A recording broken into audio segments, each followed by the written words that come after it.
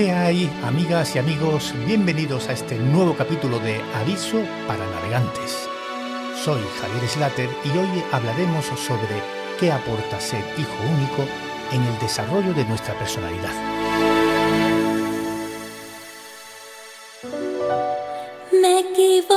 Alguien decía que la asignatura más importante de nuestra vida es la del conocimiento propio, una materia fundamental para encontrar nuestra propia identidad y el sentido de nuestra vida. Para esta tarea, un factor importante es entender o intuir qué papel ha tenido el sitio que ocupas entre tus hermanos, o en el caso de hoy, si eres hijo o hija único. ¿Sabías que en España 3 de cada 10 personas lo son? ¿Y que esto se corresponde con el 20% de los hogares?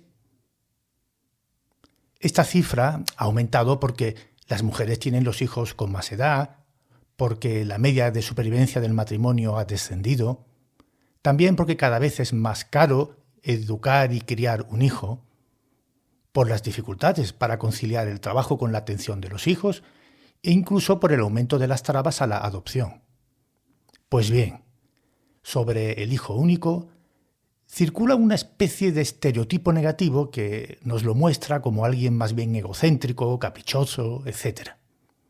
Por eso, si buscas en la red, detectarás un cierto debate con tono moralizante de si está bien o está mal, o si estás a favor o en contra, con el argumento incontestable, a la vez que dudoso, de la experiencia propia. El resultado en cada persona es muy diferente dependiendo de muchos factores. Hoy zarparemos con 2 avisos para navegantes. En primer lugar, que ser hijo único no determina, no decide por sí solo ningún rasgo de personalidad. Y el segundo, que son más importantes el estilo de crianza y las decisiones libres de cada hijo que el número de hermanos. A partir de ahí, veremos qué aspectos pueden influir en estas situaciones y resaltaré al final los que yo percibo con más frecuencia en la consulta diaria. Empezamos. Los que me estéis escuchando y hayáis hecho la mili, recordaréis con una sonrisa aquello que se nos explicaba sobre la guerra nocturna. Ventajas de la guerra nocturna: que el enemigo no te ve.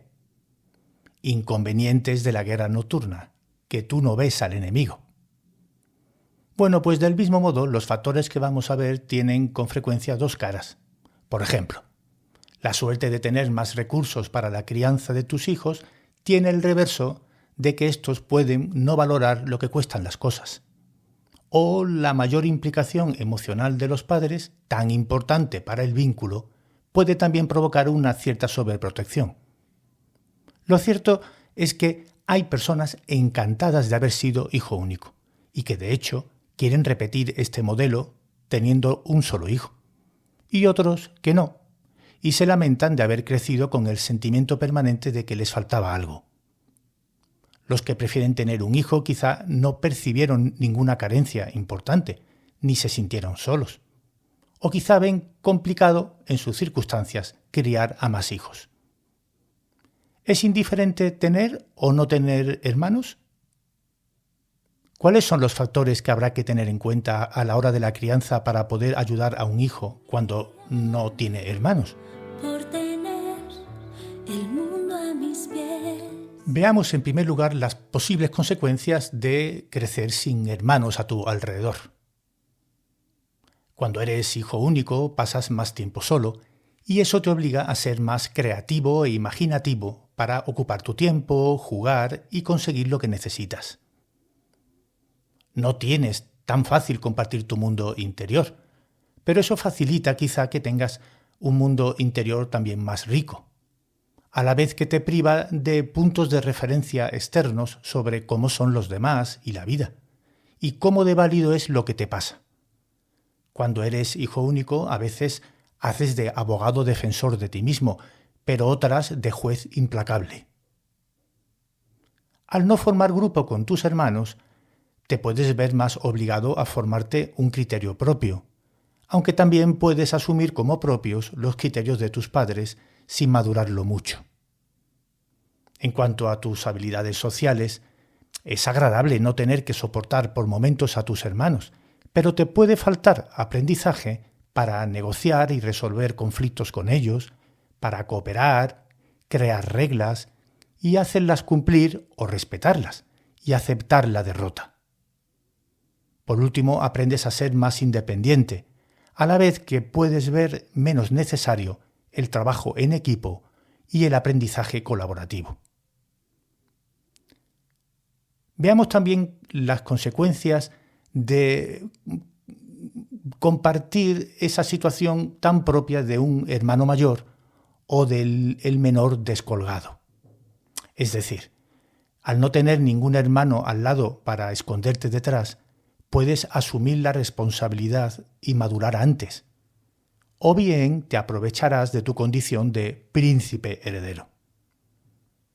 Te pueden influir más las altas expectativas de tus padres, especialmente si decidieron no tener más hijos para poder darte toda su ayuda. Esas altas expectativas académicas y extraacadémicas y tus esfuerzos pueden ser una fuente de frustraciones que quizá cueste más manejar al que no tiene a su lado la experiencia similar de otros hermanos. Además, si internalizas esas altas expectativas y quieres responder a ellas para merecer su cariño, tienes más difícil distinguir tus propias necesidades y deseos de los de ellos. Por último, como a los padres les falta experiencia y les sobra deseos de hacerlo bien, les habrá costado más ponerte límites, con el peligro de dejarse cuidar demasiado.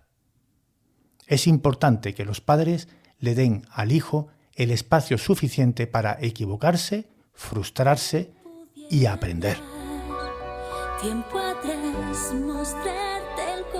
Veamos ahora, en tercer lugar, las consecuencias de que este sistema triangular, digamos, entre los padres y el hijo único sea más intenso que el habitual.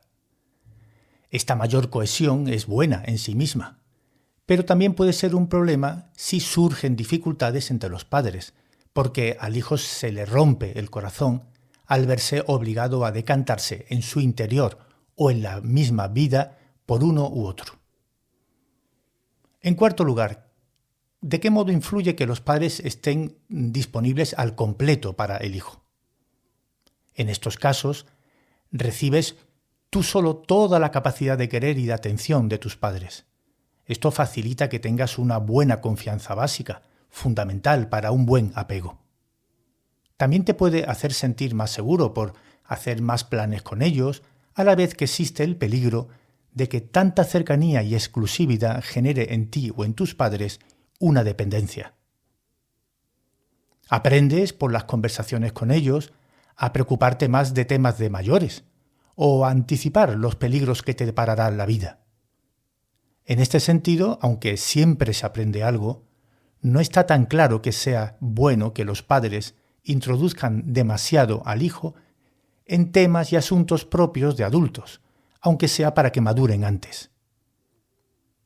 Si la única fuente de diversión es tus padres, puedes ser menos hábil con tus iguales, con los que te tratas a diario, y te puede faltar algo del ingenuo humor infantil que a veces ayuda tanto a los adultos a tener un mejor sentido del humor y ver la vida en parte como un juego.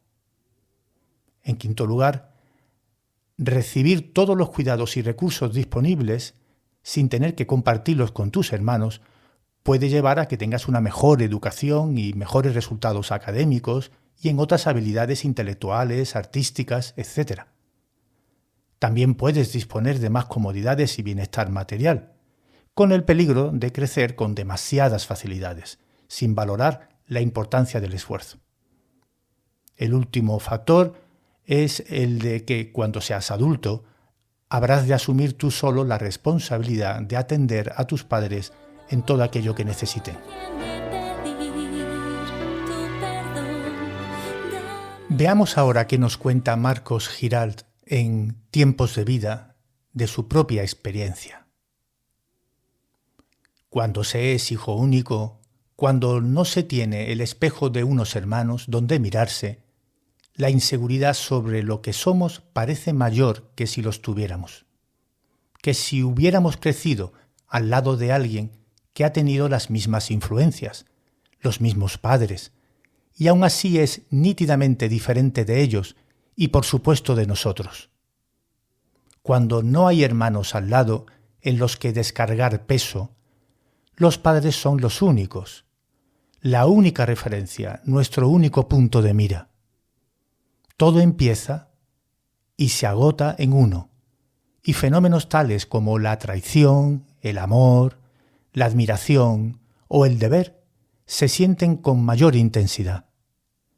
Los lazos son más fuertes o marcan más, y muy a menudo resulta difícil distinguir lo propio de lo heredado. No tenemos con quién contrastar. La soledad nos ahoga. Cuando no se tienen hermanos, todo parece diseñado especialmente para nosotros. El peligro es que tendemos a magnificar y que de cada palabra que nos dicen, de cada mirada recibida o de cada desaire que nos hacen, de cada suceso presenciado, intuido, que nos cuentan o que no sucede siquiera, sacamos conclusiones infinitas. De ahí que nos atenemos más y que nos equivoquemos más. Puede que sobreestimemos a nuestros padres, que nos sea más difícil la necesaria ruptura y puede que en ocasiones no los valoremos como merecen. Todo puede dolernos más, y más que cualquier otra cosa, nuestro propio ser único. Estamos solos. En mi experiencia clínica hay 4 aspectos que un hijo ha de tener en cuenta como un posible factor diferencial en su proceso de conocimiento propio. En primer lugar, su visión de sí mismo, de los demás, empezando por los padres y del mundo, que viene algo sesgada por no tener las confidencias y la validación de sus hermanos sobre sus propios planteamientos y emociones.